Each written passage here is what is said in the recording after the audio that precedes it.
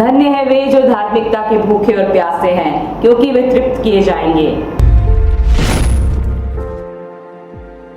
लंबे समय तक भूख ना लगने के कई परिणाम हो सकते हैं। शरीर का वजन घटने लगता है, शरीर में जो प्रोटीन है वो टूटने लगता है और शरीर का तापमान घटने लगता है। प्रजनन की इच्छा और क्षमता खो देते हैं और पाचन शक्ति भी घटती है और दिमाग काम करना बंद कर देता है।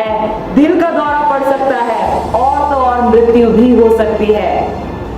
आत्मिक भूख और प्यास एक ऐसा स्वाद है जिसको हम जितना अधिक खाते और पीते हैं उतने ही आत्मिक तौर से हम भूखे और प्यासे होते हैं। तो हम किस प्रकार अपनी आत्मिक भूख और प्यास को बढ़ा सकते हैं?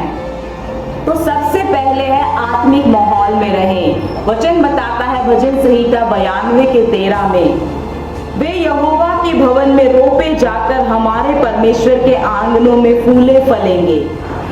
जब हम परमेश्वर के वचन में, उसकी उपस्थिति में आज्ञाकारिता का जीवन बिताएंगे तो हम एक फूलने फलने वाला जीवन बिताएंगे, हमारा जीवन फलवंत होगा।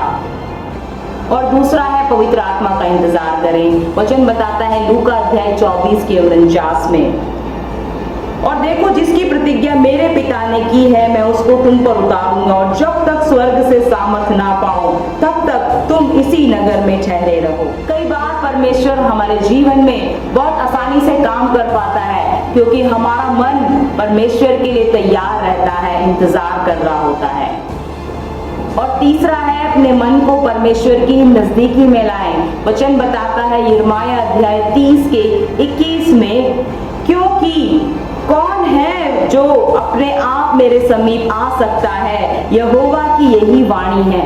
यहाँ परमेश्वर अपने लोगों से प्रेम करता है, ये वो प्रकट कर रहा है और बहुत चाह करता है कि हम उसकी नजदीकी में आए, अपने मन को हम परमेश्वर की नजदीकी में लेकर जाएं। और चौथा है आप स्वयं अनुभव करें जो परमेश्वर आपके लिए कर रहा है। यूहन्ना अध्याय 7 का 37 से 39 बताता है, पर्व के अंतिम दिन जो मुख्य दिन है, यीशु खड़ा हुआ और पुकार कर कहा, यदि कोई प्यासा हो तो मेरे पास आए और पिए।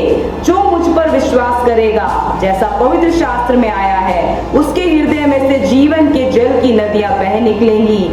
उसने यह वचन पवित्र आत्मा के विषय में कहा, जिसे उस पर विश्वास करने वाले पाने पर थे, क्योंकि आत्मा अब तक ना उतरा था, क्योंकि यीशु अब तक अपनी महिमा को ना पहुंचा था।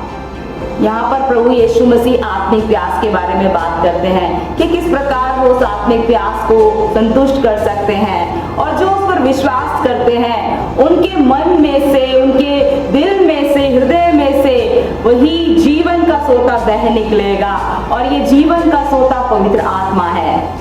तो हम जितना अधिक पवित्र आत्मा की उपस्थिति में रहेंगे उतना ही अधिक हम आत्मिक अभिषेक में बढ़ेंगे, और जितना अधिक हम परमेश्वर के वचन को पढ़ेंगे उतना ही अधिक हम परमेश्वर के वचन से प्रेम करेंगे।